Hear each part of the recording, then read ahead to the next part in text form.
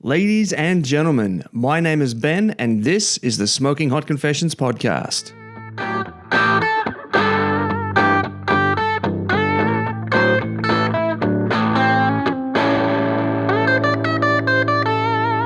Hey family, it is great to be back. This episode is the first of 15 making up Season 2 called Living the Dream. In this season, I'll be chatting with some of the most successful barbecue entrepreneurs in Australia and a few special guests from around the world. We're going to be talking about the world of barbecue business, the different types of businesses you can get into, and what it takes to be successful. In this episode, I was very fortunate to spend some time with the always entertaining Mikey from Man Meat Barbecue. If you know my podcast, you've almost definitely heard of Mikey's. His podcast is as wildly successful as it is entertaining, and he has a cult-like following on Instagram.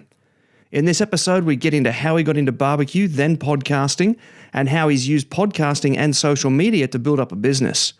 To quote Mikey himself, let's get into this podcast. This is the Smoking Hot Confessions podcast with barbecue pitmaster Ben Arnott. How long's it been since your last confession? Our modern society is in a revolution at the moment.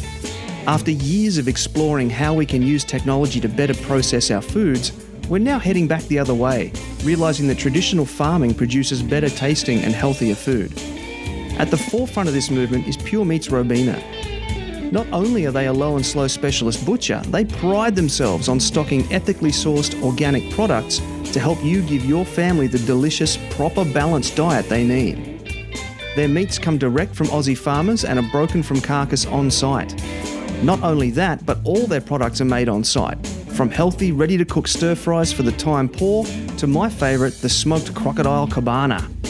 And for you competitors out there, I can tell you that the quality of the competition meat is not only outstanding, but most importantly, it's consistently outstanding. So do yourself a favour and head to facebook.com/puremeatsrobina to find out more. Mikey, welcome to the confessional for the very first episode of Season 2, Living the Dream. Ooh, thank you. Thank you so much for having me on.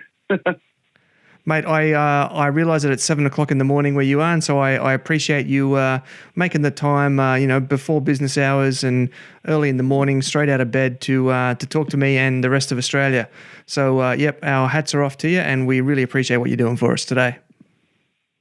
Guys, I appreciate it. I mean, it's amazing how far barbecue's come. I never thought when I first started the podcast that I run. I run a podcast called Man Meat Barbecue out of Chicago, Illinois. And when I first started, I never really thought that I would be talking to people from Australia. You know what I mean? You know, all the way across the world, let alone half the guests that I've talked to on my show. It's just, it's mind blowing. So I'm very grateful. I think it's just amazing how amazing this barbecue community really is, and just how far, what barbecue has done in the last couple years is just amazing. And then Australian barbecue. I mean, you guys are crushing it down there. It's just absolutely amazing. Yeah, thanks, man. The scene has really come up in the last basically 4 or 5 years. It's sort of gone from nothing to being huge. We just actually had 2 or 3 weeks ago the Port Macquarie Barbecue Wars, which was the biggest barbecue competition ever outside of the United States. So that was really cool. I did see that. I kept up with it on Instagram.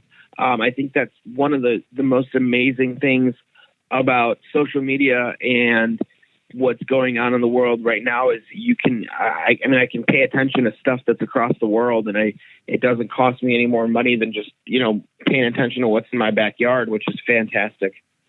Yeah, it's just incredible. It's certainly something that we didn't have growing up, and I think the millennials have definitely got something over us in that regard.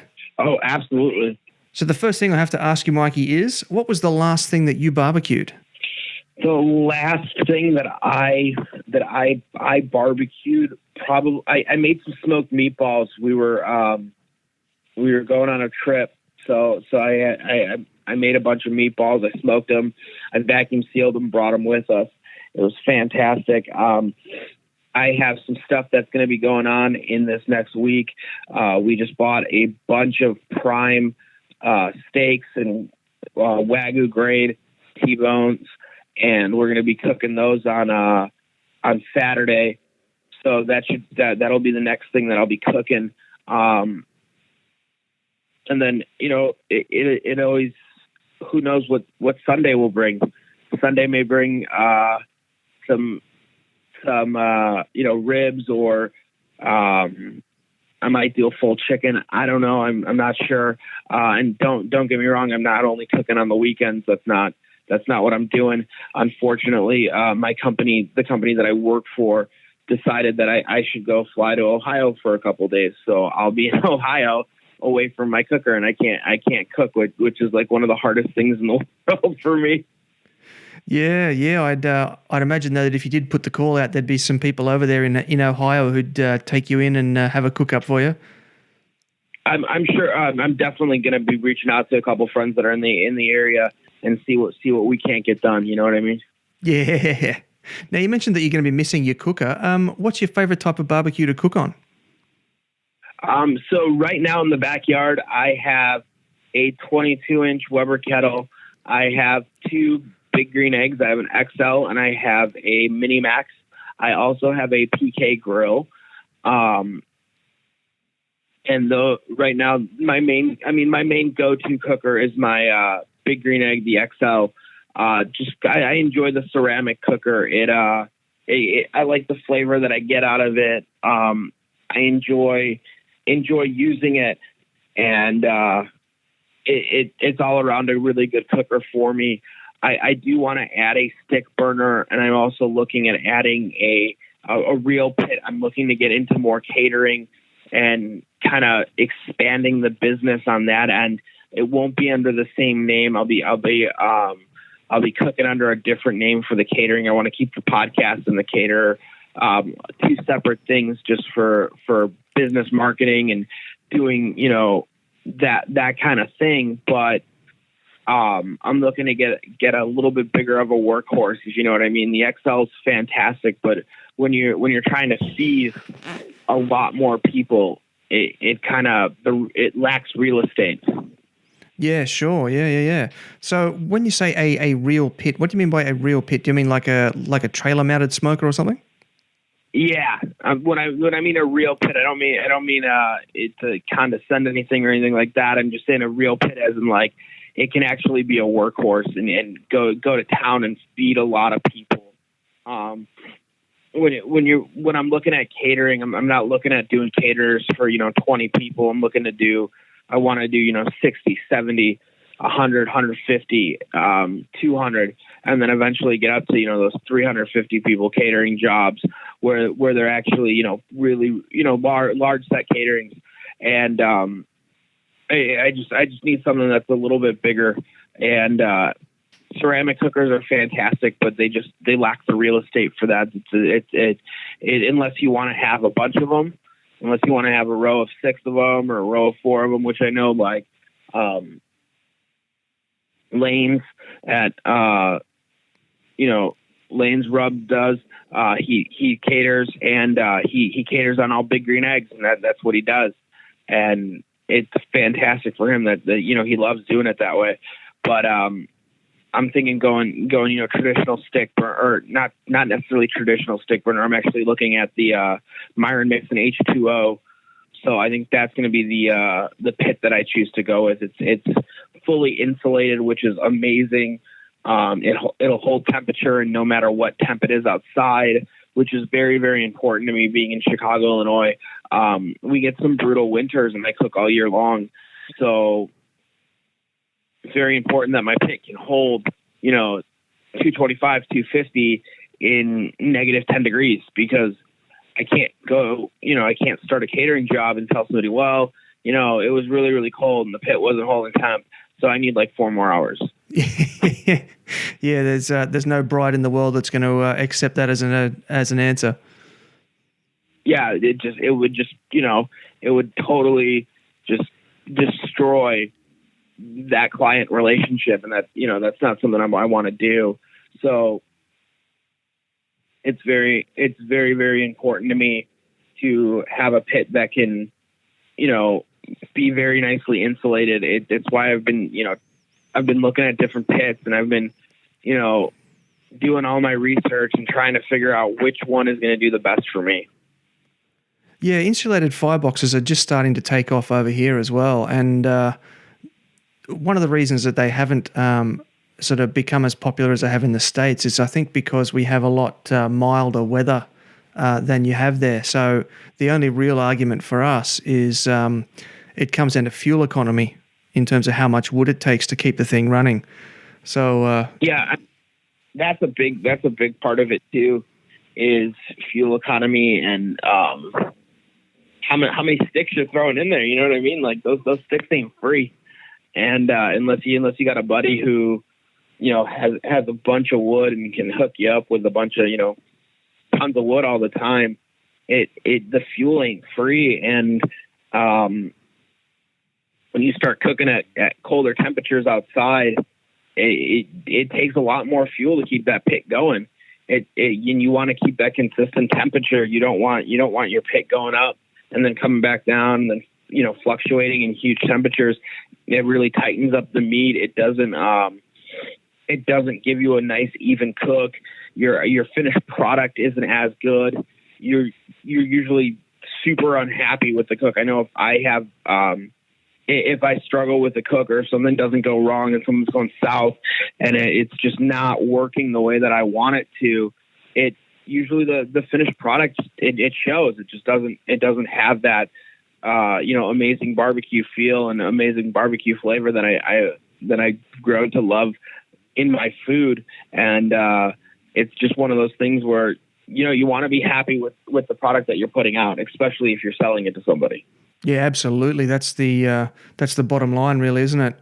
So, speaking of your food, what is your favorite thing to barbecue for yourself at home?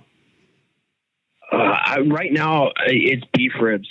It's been beef ribs for a while. Good choice. You know what? I love brisket and I love burnt ends, but making a full brisket for myself and my wife, which is two of us, it's so much meat. And don't get me wrong, people are like, well, you freeze it, you vacuum seal it, blah, blah, blah. Yeah, but there's only so much reheated brisket that I really want to eat before it goes bad.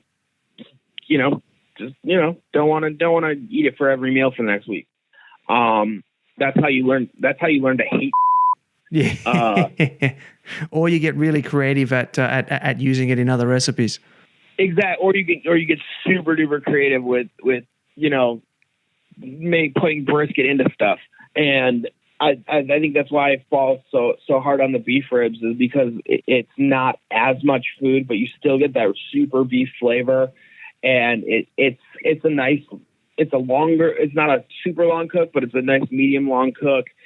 And I'm enjoying that. I'm enjoying the pork belly burnt ends, which I don't know if it's hit over there yet, but a lot of people are doing some pork belly burnt ends over here, and those are coming out amazing. And I love how many people are pushing the envelope of barbecue and making sure that we're all keeping stepping up our game, and people are trying new things. And Instagram, you see a photo of someone try something and then you're like, oh, I want to go do that. I want to go try that. I want to go see if I can cook that way. I want to go see if my flavor profile, the way that I cook and the way that I spin things will work on that, or can I elevate it in any way, shape, or form? And especially like when you're hanging out with your buddies or hanging out, cooking for anybody else. A lot of those people don't pay attention to Instagram. They do pay attention to different things on Instagram, but they're not looking at barbecue like most of us barbecue guys that just stare at it for hours. And we're looking at different cuts of meat and putting different on and doing different, trying to elevate the game. And I just think it's amazing. Yeah, for sure. Have you ever tried beef rib burnt ends? I have not. This is something that I like to do at competitions. because for me, I find beef ribs easier to cook than a brisket. And what I'll do is I'll slice the beef rib when it's almost done. I'll slice it off the bone rather than between the bones, and then I trim up that rectangle of meat that I've got left, and cube that up into burnt ends, and then do the extra rub and the sauce and all the rest as if it were brisket. You got me intrigued, Mate. It comes out absolutely divine. I am now going to be placing that as something that I need to do. Yeah, well, what I do is I'll do 4 racks of beef ribs, and I'll pick 2 of the most uniform, and I'll slice them off the back of the bone, and then slice them acrossways as if it were brisket. So you end up with beef rib slices. And then the other ones I do as burnt ends, and I put them in the box as if it looks like brisket. That's very interesting.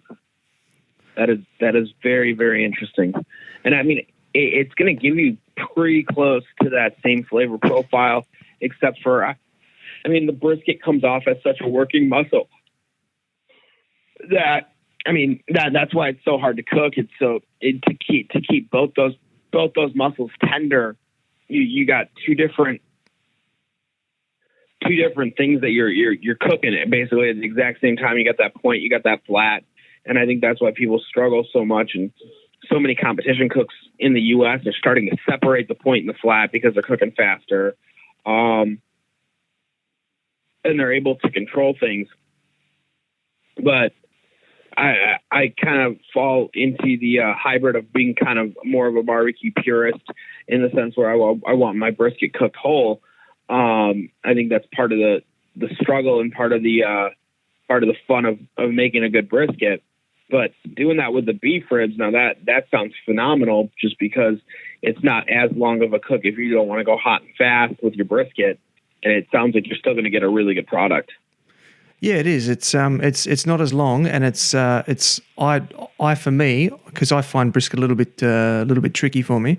I find beef ribs to be a lot more just set and forget. So it frees me up to focus on other things at the comps. Yeah, absolutely. And now with you guys at the competitions over there, you guys get a little bit more free range than some of us U.S. guys. I know that they allow you guys to cook a couple different meats, and that's pretty cool. Yeah, we do. We had 6 different categories at Port, 5 at Burleigh, and we'll include things like lamb or seafood. You might have one competition where you have a pork category where you can submit certain cuts, and then a second category that must specifically be pork ribs. So we have a few different options like that, which is quite fun. We get to be quite creative with it. Yeah, that's phenomenal. No, I've talked to a couple guys on my podcast from Australia, and there's a lot of great dudes down there that are making some amazing barbecue. And I know that they told me that one of their biggest hardships is getting good pork ribs. Have the butchers kind of changed over the years in the sense that they're kind of now understanding what those guys are looking for and all that kind of fun stuff? Oh yeah, it's been a long road. But we've basically had to spend quite a lot of time, finding butchers who are aware of the scene. Because if the butcher's not aware of the scene and you go in, you start asking them to cut things a certain way, they pretty much say, "Don't tell me how to do my job. There's the door."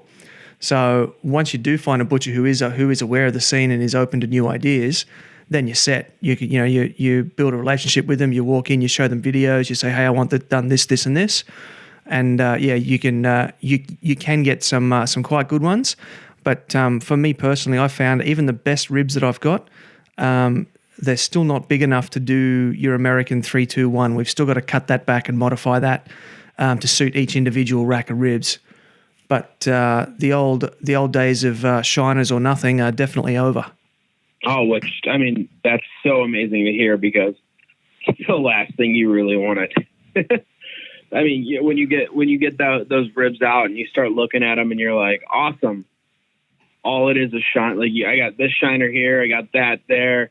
It kind of almost like demotivates you You know what I mean? Like you're cooking this food and you're like, I want to make it look this way, but I can't because first of all, the product isn't, it's not holding up to what I really want it to be. And I think that's awesome that Butcher's embraced it. And I think they kind of had to, right?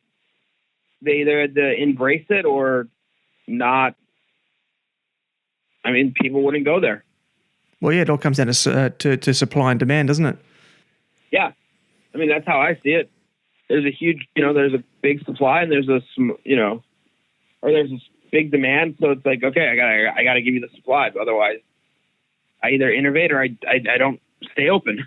Yeah, precisely. Now we did mention Man Meat Barbecue before, your podcast. I think I'd be hard pressed to find a listener of this episode who doesn't know of Man Meat Barbecue, but just in case, could you give us a rundown on Man Meat Barbecue? Tell us about your podcast, the style of it, what it is you do, all that sort of stuff.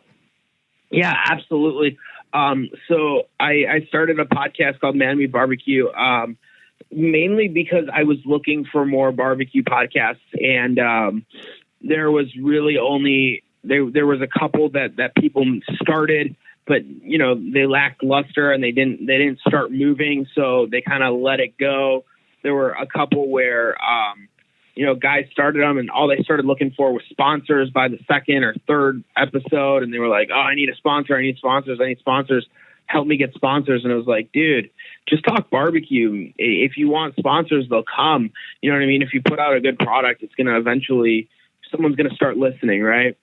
So and the one podcast that I did find, it's actually a show, and then he turns it into a podcast later. It has a lot of ads. It didn't hold my attention as well as I wanted it to. So I kind of started it to fill a void for me where I was like, I need a barbecue podcast, so I'm going to create one. And I was going to do a blog at the time, but I'm a bad writer, and the thought of sitting down and writing for 45 minutes to an hour, just I didn't have it. It didn't have it in me. So I was like, I'm going to start a barbecue podcast. So I did that, and I was originally going to start it with a buddy of mine, and he kept pushing it back. He's like, okay, we'll start it next month. And then I just got kind of fed up with it and sick of it, and I just started it on my own and started talking to people and started the Instagram, started posting photos of my food. I do a shout out every Friday for the hashtag Man Meat Barbecue.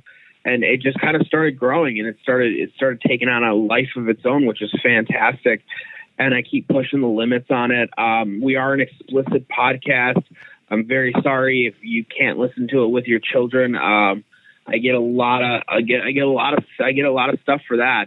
And it's like people will tell me, they're like, well, what, why can't it be cleaner? Because it's barbecue talk, and I don't care. Like, it's not your podcast.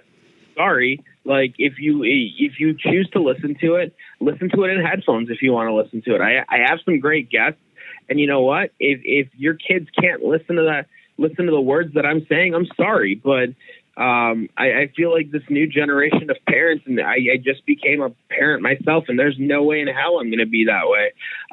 This new generation of parents they're so touchy.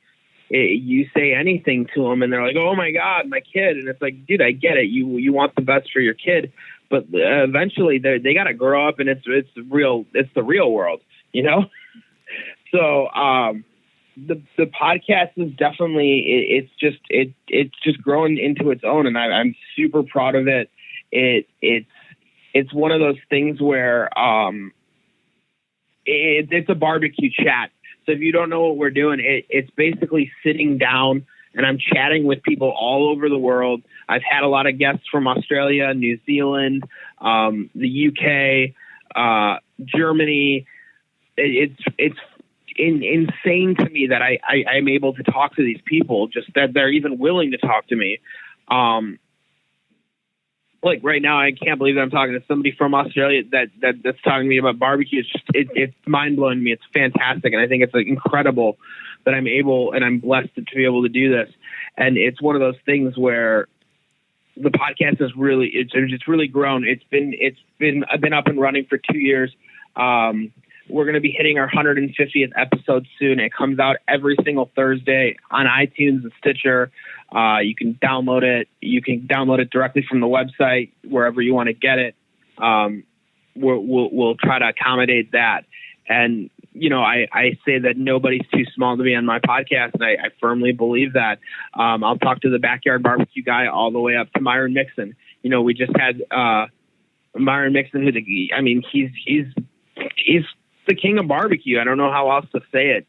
He really does a phenomenal job at cooking, and he's the most winningest man in barbecue. He knows what he's doing. He knows how to cook. And I think it's one of those things that when I started, I never thought I'd be sitting next to Myron Mixon and recording a podcast. You know what I mean? These are the guys that you see them on TV and you see them cooking, and you're like, wow, it'd be cool to, you know, do some kind of work with them. And you hope that you can get them one day, but you never think that day is going to come. And apparently the day came, and I'm still blown away by it. And it's just amazing to be able to start something that was so small, and it's just amazing. It's starting to grow, and I'm having a ton of fun with it, and I'm going to keep going with it. You know, my show doesn't have very many sponsors. In fact, we really don't have any. ManBQ, which is a small sponsor of the show, they're close. They're good friends of mine, so I throw them on there just so people can find out about them and talk about them. And I just think it's one of those things where people are like, well, you know, you'd have more sponsors if you did swear. Good, then I don't want any sponsors. Like, if you don't like me the way I am, then I don't need you. Yeah, take me as I am, or don't take me at all. Yeah, pretty much. Now, speaking of ManBQ, I caught an episode, must have been a while ago now, where you went into you had them on the show, and you went into quite a bit of detail about how you know them, what they do, and why you partnered up with them. Would you be able to give us a summary of that story? Because I just thought that was fascinating. Oh yeah, absolutely. Okay, so ManBQ, if you guys don't know what ManBQ is, it got started by a couple. It got started by one guy at first, and then he's brought on a couple more at this time. But basically, it was just like guys' night out and grilling, and they started just doing, like really bad burgers. I mean, like frozen burger patties, like nothing good. And basically, they started elevating it, and more people started coming out to these events. It's the last Thursday of every single month. They pick a different person's backyard to cook in, and it's just fantastic. It's just such a great community. You go out there, you share food, and people have really, really taken it to heart, in the sense that, you start thinking, okay, last Thursday of the month's coming up. What am I cooking for ManBQ? And you start to look at, okay, well, I don't want to do something basic. I want to elevate it. I want to make it better. What can I cook? You got people putting, just some crazy stuff together, making sure that, they can cook it on a cooker, and it's fantastic. You got quesadillas going on there. You got people that are cooking just some amazing stuff that sometimes it's mind blowing, being like, oh my God, this is being cooked on it's being cooked on a Weber kettle. You would never think that, this was going to be cooked on a Weber kettle, or that, you know what I mean? Like, it's like, oh, well, what are you cooking? What are you cooking for ManBQ today? Okay, well, I've been marinating, skirt steak all day long, and I'm going to be slicing it up, and I'm going to be making tacos, and I'm going to be doing this, or I'm going to be doing that. It's such an amazing group of people, and it's camaraderie. You come out there, you bring beer, and you bring food, and everyone shares everything, different sandwiches that people are making. It's so amazing I mean, like there's months where I'm like, okay, cool. What are we doing for BBQ? That I'm prepping days in advance to make sure that I can pull off my meal really, really fast. I did pulled chicken quesadillas once, so I smoked the chicken earlier so that I'd be able to, pull that chicken and send it out, and then made the quesadillas with different types of cheeses, all on the cooker. People are playing around with venison. People are playing around with other wild game. It's just it's phenomenal. Just the amount that people will bring out and are willing to share with other people. It really is.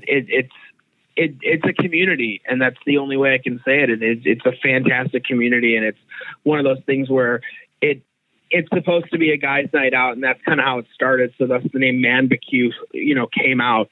But they embrace everybody. It's not, oh, well, women can't come. No, they can. They just, they do a couple different co-ed events, and believe me, the co-ed events are a lot better than just the guy events. you know what I mean? Like, you come out to the guy events and like, we're struggling. We're struggling with like, we're like, oh, you got one roll of paper towels and 3 plates. Fantastic. And then you come out to the events that, the ladies come out to, and it's like, oh, we got tons of paper towels. We got plates. We got forks. We actually have tables. It looks really nice. Like they do it right. And then you got, like I said, you got us guys we're still struggling to, all we thought about is what we're putting on the cooker. And that's about as far as our thoughts went. As long as there's meat in the cooker and beer in the cooler, that's about as far as we get. Exactly. Yeah. I mean, that's as far as we got. We're like, boom. And you know what? The funny thing is it's even bad because there's times where, us guys will forget a cooler. So it's like, well, let's start drinking beer's cold now. Let's start drinking as fast as possible. Oh, I've been there before. It ended poorly for me. Yeah. So, I mean, it's an amazing, they're an amazing group of people. They've put out 2 cookbooks, which honestly, the first one is, it's a very, it's not basic, but it's a barbecue cookbook, which has some cool recipes. And then, the second one, which is one of my favorites, it's a street food cookbook. So tons of different types of street foods, and all the recipes come from people that are into BBQ and that are, come to the events. And I think it's very, very cool that they support the community that way, and that people are dying to get into that cookbook. It's such an amazing thing. And they really do, they give back, you know what I mean? Especially for somebody who, may not have something to look forward to that month. You always got BBQ to look forward to, and going to hang out with your friends and I've made friends from it. It's so weird. You go there and you just, hey, I'm Mikey with, who are you? And it's like, barbecue really does. It brings people together. That's all you can say is that it draws people in, and I don't think there's a greater community out there than barbecue and people that cook. Because I mean, it's so amazing. There's guys that are head chefs in restaurants that are cooking cooking all day, and then they come out to BBQ and they're still cooking. You know what I mean? And they're cooking barbecue for people, and they're bringing out high end seafood. They're bringing out crazy stuff like that, and they're trying to elevate that game and just have a really good time with it. And I just think it's so amazing that there's a community that somebody could start and people embrace that well. Yeah, I love it. That's what I loved about that story, was the idea that this community sort of just spread and grew, and it does so much good for all the people out there, and it's so embracing. So, mate, what's in the future for Man Meat Barbecue? The future, I'm going to continue doing the podcast. We're going to try to expand the merch line, which is always fun. We're gonna keep pushing that envelope, try to get more and more people on there, try to kind of see where barbecue goes. You know what I mean? It's just getting bigger and bigger and bigger. And I don't really see barbecue stopping anytime soon. I mean, barbecue never went away, and it never. I can't say that barbecue just started, because it's been something that's been going around. American barbecue has been going along for many years, and it's definitely elevated the game. And I think now with Australia and England and countries in Europe picking up American barbecue, and you guys are elevating it. You guys are pushing us to do more and pushing us to kind of look outside the box of those foreign basic meats and really cook other stuff on the barbecue cooker. It's just I see the website of Man Beef Barbecue is going to be expanding. We'll probably bring on one or two more bloggers. Andy, who's one of my bloggers right now, he's going to be doing some more stuff on his blog. It's going to be growing more. He's still learning to barbecue, which is fantastic. And I think his journey, I think it's great that he's willing to share that with people on my website, on this journey together. And then I'm looking into the catering, and catering's going to, bring it into a more real aspect of the day, is that we're going to be, I'll be doing more barbecue. I'll be cooking even more. And, I'll be doing it more of a career, more of a job in that sense. And, I'm not leaving my job currently at all, but I'm going to bring barbecue more into my life, which is, I already live and breathe it and talk it all day long. But being able to cater and being able to cater for more people, I think it's going to be able to spread that.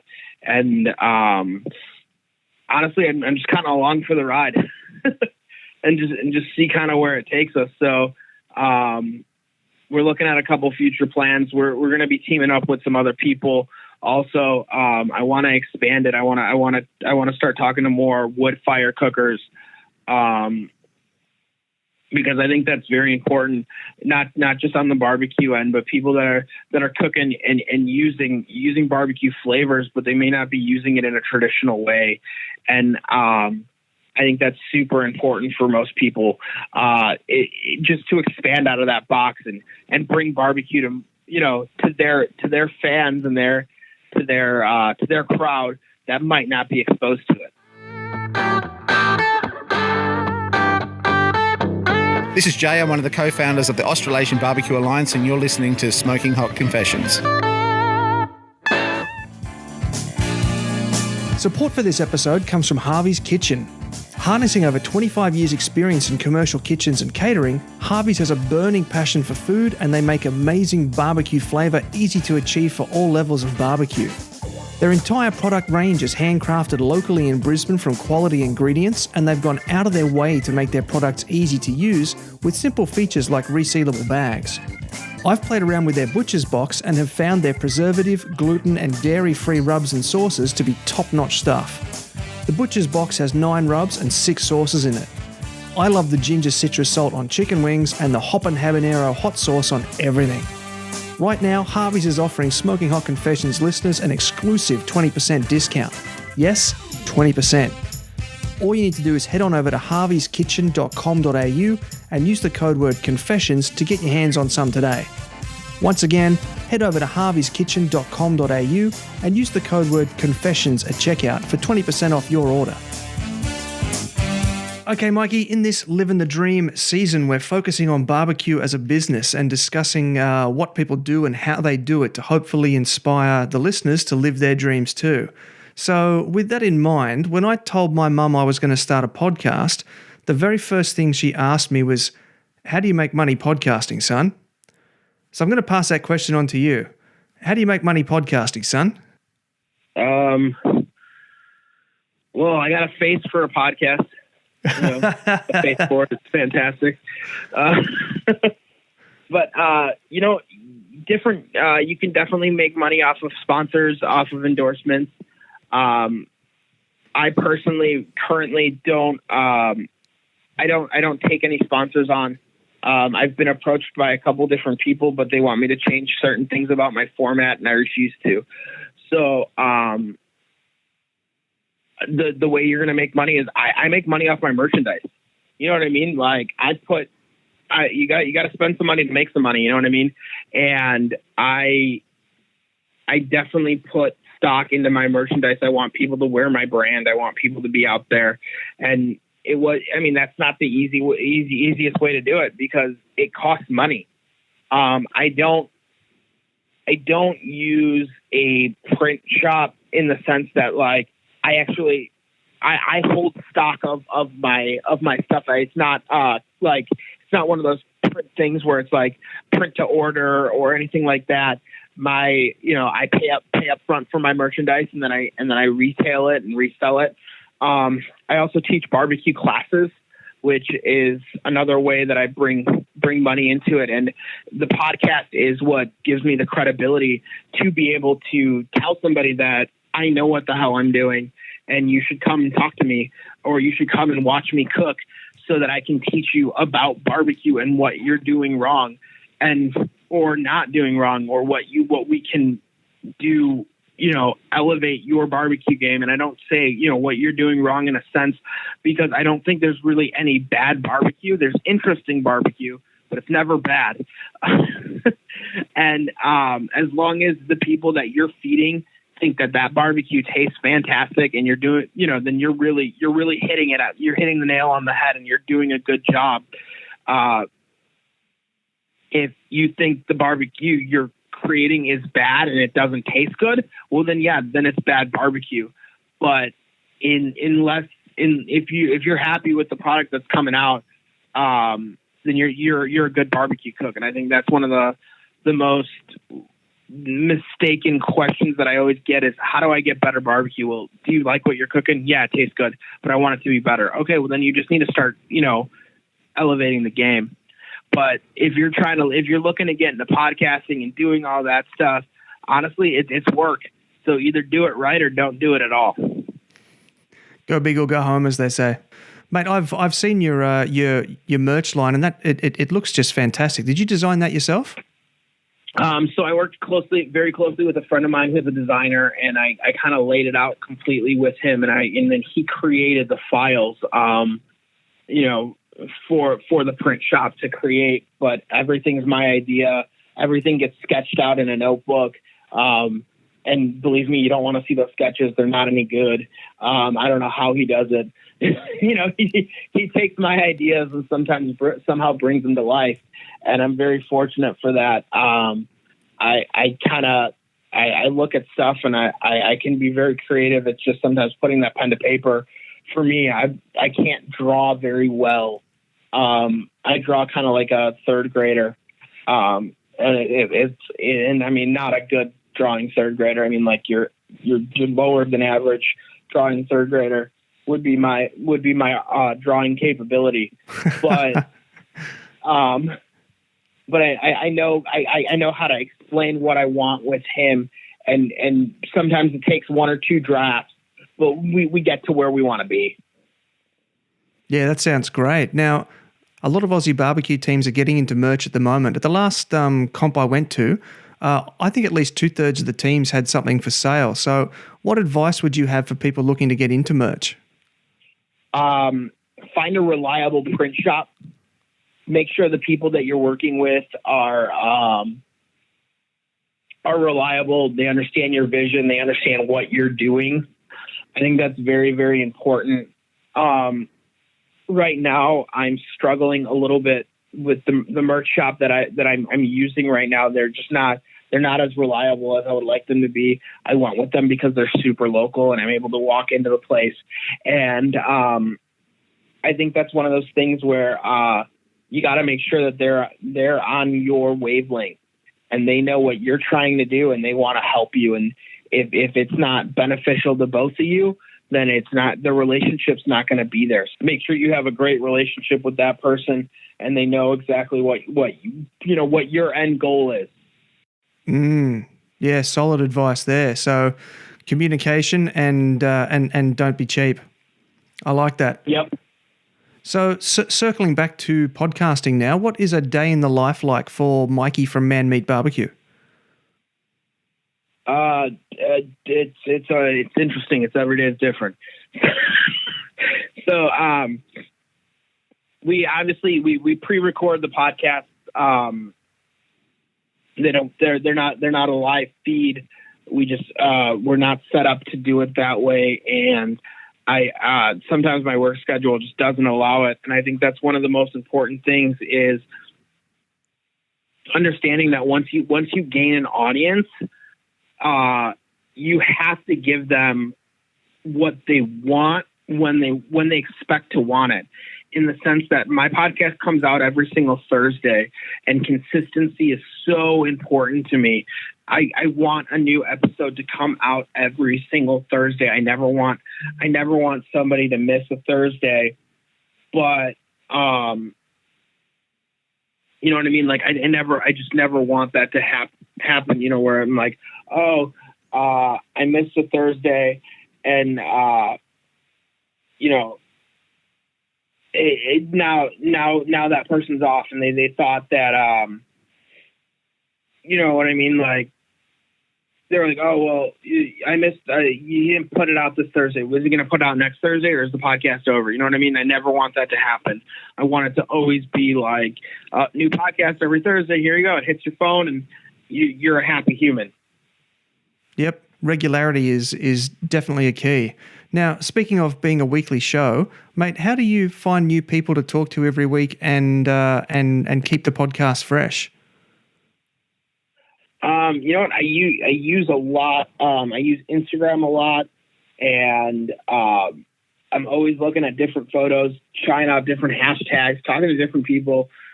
I'll ask listeners who they want to see, who they want me to talk to, and they're pretty open on who they want to see on the podcast, and you know, it's just it's one of those things where, you know, the listeners tell me who they want to see, and I try to go out and get after those people, and sometimes it works, sometimes it doesn't. You know what I mean? Like I get some of those people that are like, I really want to see this person. Okay, fantastic. And we work on getting that person. Either they won't get back to me, or, you know, emails don't get back, and we keep working at it. And usually eventually I'm able to get somebody that they want on the podcast. But a lot of it has to do with just going out there and doing that footwork and finding people that are posting really good photos on Instagram, and people that are really, really doing a good job. Now you've mentioned Instagram a couple of times throughout the interview. Now, how important has Instagram been for your business?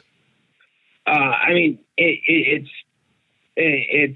extremely important. You know, it is just extremely, extremely important to the fact that it's where I do almost all of my advertising goes through Instagram. All my biggest fan base is on Instagram, so it's very important to me. Obviously, we still do Twitter and Facebook and all that kind of stuff, but Instagram is just it's really where it's at. I think Instagram really lends itself to barbecue in the sense that it's photographs of food. You know what I mean? And people eat with their eyes first, no matter what you say. People will always eat with their eyes because they see the food before they're gonna decide either what they're gonna eat, or, you know, what they want to have, or what, you know, you go to a restaurant, and how many times have you walked by somebody else's plate? You know what? You're like, you know what? I want to have that because it looks delicious. So it's definitely, I think Instagram lends itself so well to food. And I think that's why there's such a huge community on there that is, you know, cooking food. Yeah. So what would be some tips you have for people looking to boost their presence on Instagram? Tips, you got to do the work. You know what I mean? You got to go out there. You got to start interacting with people, liking photos, commenting on stuff,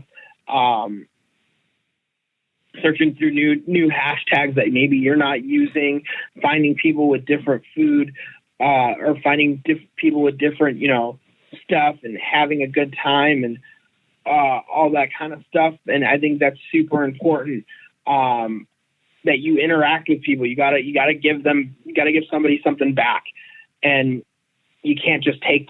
And there's a lot of companies out there that'll tell you, go follow a bunch of people, and then as soon as they start following you, unfollow them. Don't do that. That's stupid. I think it's one of those things where you can tell those accounts that are follow accounts. You know what I mean? Because they're following always like 4,000 people, and they're getting followed by 4,000 people, and it kind of sits stagnant. Don't be one of those accounts. If you want to follow a bunch of people, go follow a bunch of people. It's fine. But if you don't want, I follow a select few of people that I really respect and that I enjoy looking at their photographs and all that kind of stuff. And then, the rest of it is just, it really is people that want to see my food and want to be a part of this community that I'm slowly building. And it's just one of those things where it's like, you know what I mean? If you want the Instagram following, you got to go do the work. You can't be afraid of putting stuff out there and really, really escalating and trying to take better photographs and learning about photography. Photography is one of my things that I did. Growing up and being younger, I enjoyed taking photographs and understanding light. People are like, how do you take better pictures? Well, you got to understand light. That's all it is. Photographs are the way that light hits things, and then you capture it. And if you don't understand that, then you're never going to take a good photograph. And yes, obviously plating and framing all do come into it. But if you don't understand how to light something, it's always going to be flat. It's never going to look good. So, knowing the angles, knowing that does certainly help, but it's just one of those things where, you got to make sure that you kind of have to put everything into play. And I don't think many people think about that, of how much goes into it. Yeah, for sure. Understanding light is definitely a massive part of it. So those are some solid tips there, mate. Thank you very much for that. Throughout your time in barbecue, what's been your biggest success, and how did you get there? My biggest success, I think just being able to spread the word of barbecue is my biggest success, honestly. The mere fact that people actually, they come out, they listen to the show, it's kind of weird and very humbling in the sense of, you're somewhere and somebody hits you up and they're like, oh my God, I know who you are. And it's like, oh, okay. And I don't, it's weird because I don't know how to react to that. You know what I mean? Like people that are like, it's just crazy to me. Like it's very humbling. It's very amazing. But it's one of those things where it's just super weird.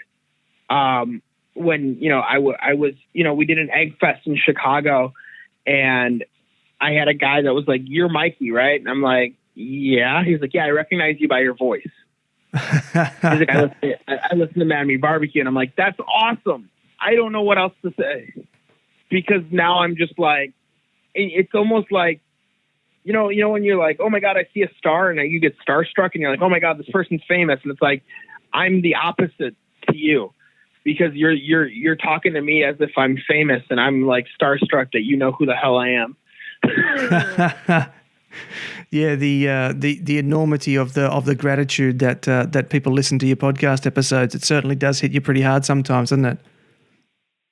Right. It's just crazy, because it's like people are like, oh my God, I know who you are, and that's so amazing that I get to meet you. And it's like, I don't know what to say to you, because I think it's phenomenal that you listen to my podcast, but I can't believe you recognized me, because I didn't. It's like I always make the joke. I'm like, okay, so there are people out there that are listening. Fantastic, And I don't know if they look at it that I'm like trying to be sarcastic, but it's not. in a bad way. It's just in the way of like, I'm just shocked at how many people are listening to the podcast and how many people's ears I'm really reaching, and just how amazing that community is. It's amazing to me. And I feel fully blessed about it. And I'm very happy that, the podcast is growing the way that it's growing, and we really are we're getting bigger, and it's awesome to me, and getting recognized, and people, talking to me, and being able to talk to other people. It's awesome. It's super cool, and I never thought that it would be something like that. You're listening to the Smoking Hot Confessions podcast with barbecue pitmaster Ben Arnott.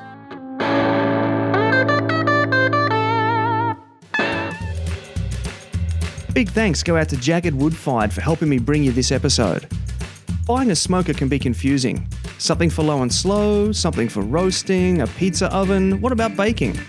The JAGRD Wood-Fired smoker does all of these things. The question is how.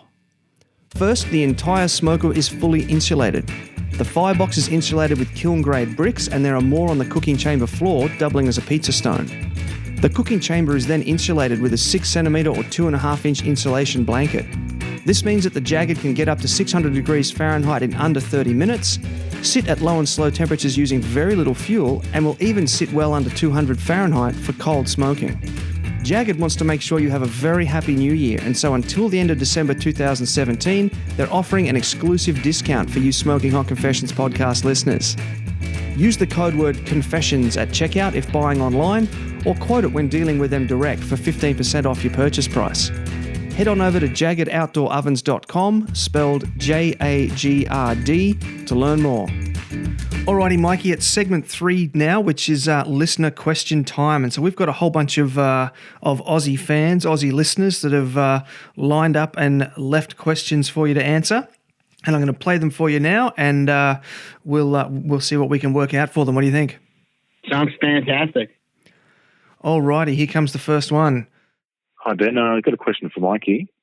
Mikey, love your podcast. I've been a long-time listener. Mate, my question is, from your experience being a podcast host, who has influenced you in barbecue the most? Awesome. Thanks. Thank you. First of all, I want to say thank you so much for being a listener of Miami Barbecue. I'm very grateful for that. Person who has influenced me the most in barbecue, I have to answer this 2 different ways. I will say that a lot of the barbecue cooks, that you see, you got Moke San, you got Myron Mixon, Diva Q, all those people have influenced me in different ways, in the sense that I've been watching them, and I've been learning from them and doing that kind of crazy stuff. And then on the opposite end of that, somebody else that's influenced me a lot in barbecue is one of my good friends, Paul. He's the Big Blue Egg on Instagram, if you want to find him out. He's a good friend of mine. We cook a lot together, and he definitely, I feel like whenever I'm cooking for him, I got to cook something different. I gotta, elevate the game. So for me, it's, which he probably doesn't know that. And if he listens to this podcast now, he will. But, I always feel like I got to cook something to kind of almost impress him and make him be like, that was really good. And I think that kind of helps push me into cooking new and better things. Big Blue Egg, hey, I'm going to have to go look that up pretty much as soon as we're done. I think that sounds very interesting. Yeah, he's a fantastic human. Yeah. Alrighty, next question. G'day, Mikey. Nigel calling from the Gold Coast. Who has been your biggest interview and why? And follow-up question, how much can you learn from others, or is barbecue something you need to learn from experience? Hey, Nigel, how are you? You know what? Barbecue is something you can learn from others. Absolutely. You can shorten that learning curve. Do I think you need to get out there and do it on your own? Absolutely. I think you're never gonna you're never going to master a craft that you don't do. So, can you learn and take tips and tricks from others? Yeah, I think that's how you learn your style of barbecue. Nobody's an original. Everyone's a copy of a copy of a copy, but they spin it in their own ways. Basically, the way that I look at it is everyone who's touched me in my barbecue career I've taken a little bit from them and elevated my game. So in a way, I'm a copy of all of those people, just doing it in my, like when I put all of them together, that becomes me. And I feel like that's how we grow as barbecuers. And I mean, I'm going to go back to the biggest person that I've had on my barbecue podcast, which is, the king of barbecue, Myron Mixon.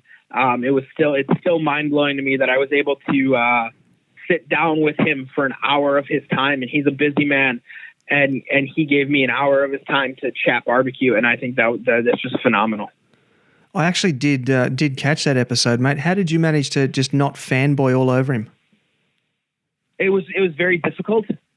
Very, very difficult. And, and it was one of those things where it was like, okay, so I need to make this a good interview. I need to not be a fanboy. I need to, you know what I mean? It just, very difficult. Hi, Ben. It's Anthony from the Gold Coast. For Mikey, man with meats. I'm very interested to hear about how you actually got into barbecue podcasting, and how many competitions would you either enter yourself? I'm not too sure if you actually enter comps yourself, but how many would you attend each year? Thank you. What's up, Anthony? How are you, buddy? So I actually don't do barbecue competitions myself. I do cooking. I do a little bit of catering and stuff like that. So that's actually the realm of barbecue that I'm into currently. What I'm cooking on are ceramic big green egg barbecue cookers, and those are not the easiest things in the world to move around. So doing a barbecue competition, it's not the easiest. I do big green egg fests where I do go out and cook for the masses. I do about 2 or 3 of those a year. And the reason being is there's no real prize money at those. There's no, and it's not all about going out there and making prize money, but going out and cooking for 150, going out and cooking for 300 people out of your own pocket, it gets a little bit expensive. So I do about 2 or 3 of those a year, and then traveling obviously to them and staying at hotels and doing all that kind of stuff takes a little bit of time. But it is one of those things where I don't do too much competition barbecue. I have friends that do competition barbecue and they absolutely love it. And I'm thinking, I haven't let that part of the barbecue bug bite me yet. And I am a very, very competitive person, which is what scares me a little bit on getting into competition barbecue, because I'm sure it'll just eat my whole life up. But right now, my end of barbecue is doing the barbecue podcast, and then just catering and cooking food for people. Excellent. Mikey, my name's Brett. I'm on the Flaming Mongrels barbecue team here in Australia. And, mate, being an American, I'm guessing lamb is not as common as it is in Australia. With all your interviewees and all your travels, you must have come across some next-level lamb at some stage.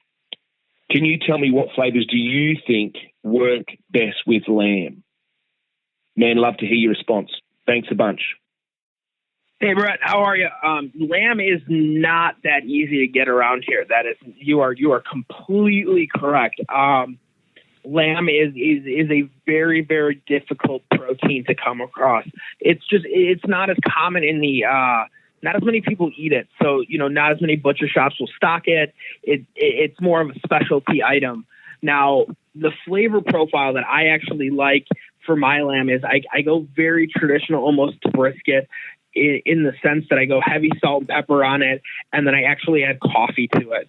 And I enjoy, I know you guys have Lane's barbecue rubs down there.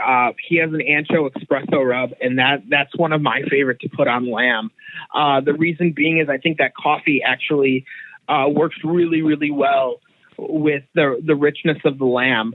And I usually get a very good product out of it, and people enjoy it when I do cook lamb. I have a couple stores up here in Chicago that feed me some good lamb, in the sense that I can get good lamb shoulders now, and I can get good racks of lamb, and it comes out they come out pretty fantastic. Ah, that's a good tip. I've got a couple of bottles of ancho in the cupboard, and there's always loads of lamb here in Australia. I'm going to have to give that a crack this weekend, I reckon. Yeah, it works out really, really well, just because that coffee gives it that, lamb is such a harsh flavor, not harsh flavor, but it's very dominant. You know what I mean? It has its own flavor profile. So if you can add something that'll enhance it's very important. Yeah, for sure. Have you ever tried goat? I have not tried, not on the smoker. Okay. Yeah, I grew up on a goat farm, and we always found that whenever we butchered our own animals, goat tasted very similar to lamb, but it didn't leave that sort of that fatty aftertaste in your mouth. So it was actually it was actually quite a nicer meat to eat. I may have to try that if you get a chance to buy some goat and give it a try. For sure, get in there. Yeah. Hi, Mikey. It's Dion from Gloucester, Mid-North Coast, New South Wales. My question is, what is the best answer or question you have either been given or asked? Thank you. What's up, Dion? How are you? You know what? Best question I've ever been asked. Man, that's a difficult one. I think this one's the best question I've ever been asked.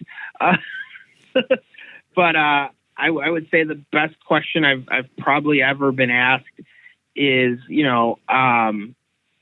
what are the differences in every single smoke? I had one, I was doing a class, and a guy asked me, he's like, well, can you break down every single smoking wood? And I'm like, absolutely not. There's just way too many of them. But that was probably the most difficult question I've ever been asked in barbecue, was to break down every single smoking wood. And one of the best questions that I love to ask people is, what are you cooking on and why?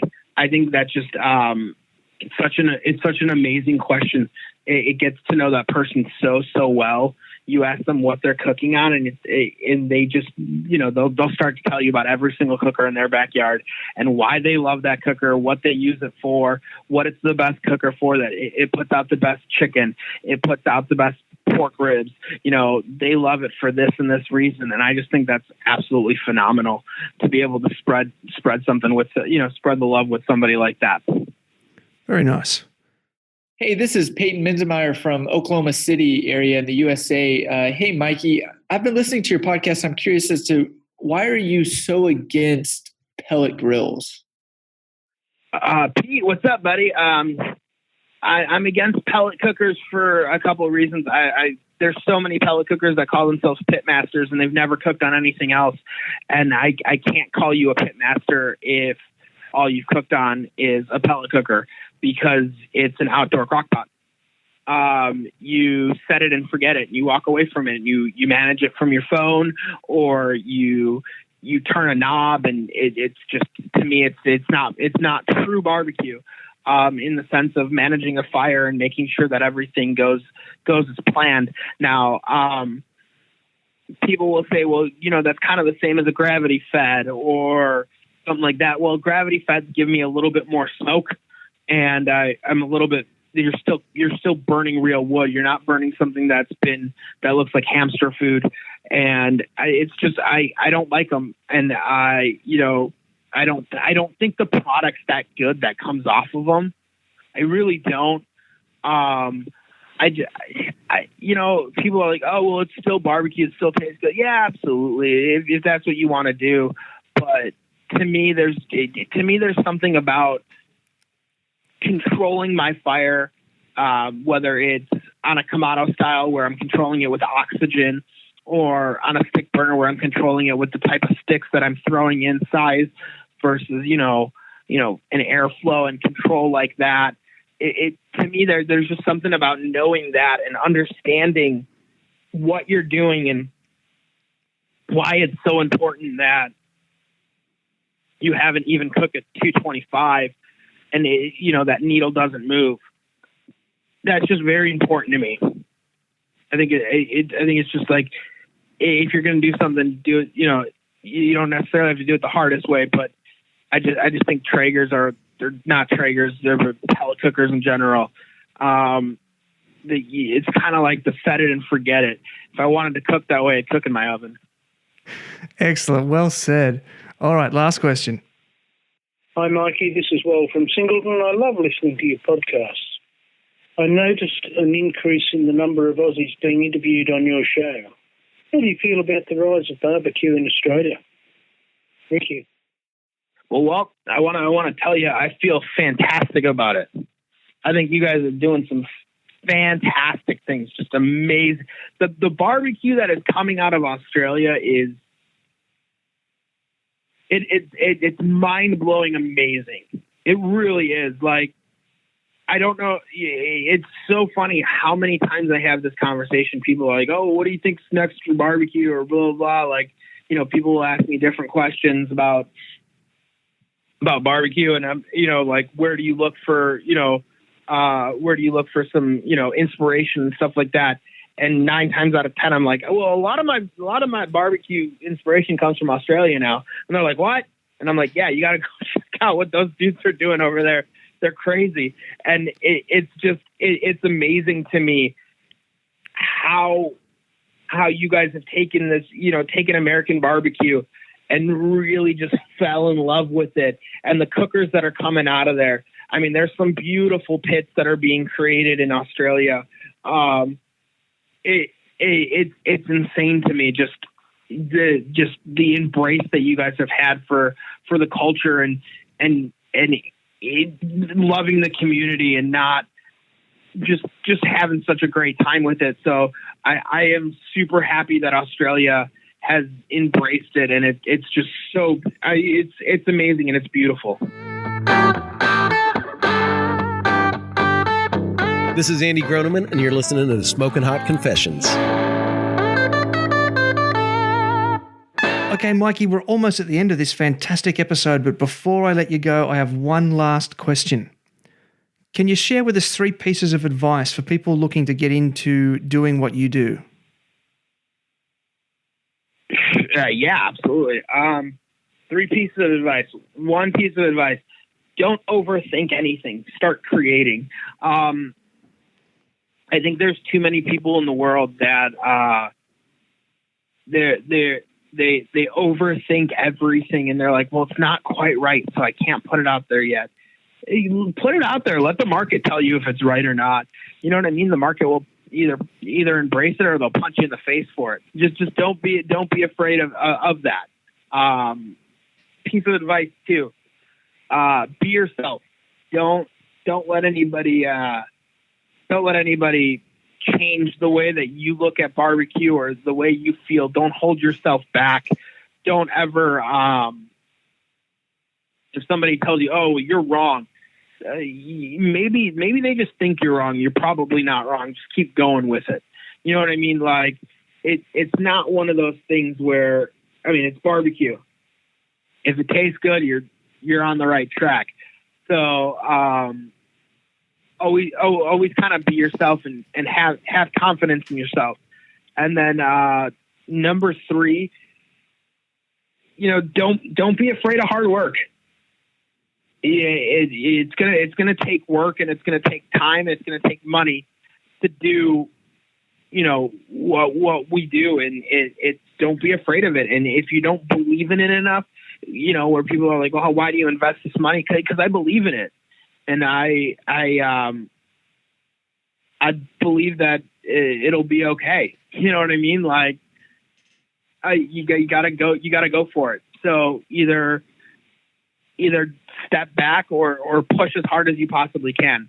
So to me, it's push as hard as you possibly can. Always. Thank you, Mikey. That's fantastic advice. So it's now my great privilege to turn the confessional over to you. Please feel free to give whatever shout-outs you'd like and to tell people where they can track you down on the internet. Fantastic. You guys can check me out at Man Meat Barbecue on Instagram, Facebook, and Twitter. manmeatbarbecue.com is right. Check out the podcast is available on Instagram or not on Instagram, on iTunes and Stitcher if you're an Android user. You can always, contact us via email through the Instagram or anything like that. I'll get back to you. Shoot me a DM. I'm always willing to talk to anybody who wants to talk barbecue. If you would like to be on the show, message us. I want to talk to you. I don't care if you're just a backyard cooker and you just love cooking barbecue. Let's talk barbecue. To me, it doesn't matter. If you can give me an hour of your time and you're willing to talk barbecue to me, I would be honored to have you on our show. Well, mate, I've been a huge fan for about a year now, and it's been my absolute honor to have you on the show today and to talk to you about pursuing your passion and how you're going about it. And I'm feeling really inspired right now, and I'm sure that everyone out there is too. So thanks so much for your time, your energy, and your generosity, and I really look forward to talking with you again soon. Sounds fantastic. I can't wait. There you have it, folks. Mikey from Man Meat Barbecue has just spent over an hour filling us in on how he's used podcasting and Instagram to build himself a barbecue business. What a great way to kick off this season. Please do subscribe to his podcast. He let me in on a few of his upcoming guests, and he's got some great episodes lined up for sure. Next episode, I'll be sitting down with Rob from Smokin' Hot and Saucy, a very successful and popular barbecue vendor and caterer from Newcastle in New South Wales. Rob is a grand champion winning barbecue competitor here in Australia and has competed internationally. Now he brings his amazing creations to the public and is going to walk us all through what it takes to get your catering business up off the ground. Big thanks and much gratitude go out to this episode's sponsors, Pure Meats Robina, Harvey's Kitchen, and JAGRD wood-fired smoker ovens. Their support makes this project possible. I've put their links in the episode description, so please click on through to their sites to learn more. If you have a message you'd like to get out to a barbecue mad audience, send me an email directly at ben@smokinghotconfessions.com. Shoutouts also have to go out to those who called in and left questions for Mikey: Anthony, Brett, Chris, Dion, Nigel, and Peyton. I love having an interactive audience, and listener questions is one of my favourites. If you'd like more, I have published a free ebook just for you. Head on over to smokinghotconfessions.com/ebooks to get your copy now. I've put a link in the description. Also, head on over to Facebook and join the Smoking Hot Confessions community, and let's continue the conversation. It's a group dedicated to teaching, learning, and sharing all about barbecue, and all the BS is left at the door. Everybody has a place in the Smoking Hot Confessions community. Finally, however you're listening to this episode, please make sure you subscribe and leave a review. These will make the invisible robot overlords take notice and share this podcast with new listeners. Well, that's it from me for now. Until next time, take care of each other and keep on queuing. Thanks for listening to the Smoking Hot Confessions podcast. Head on over to smokinghotconfessions.com for recipes, tips, and Ben's own confessions.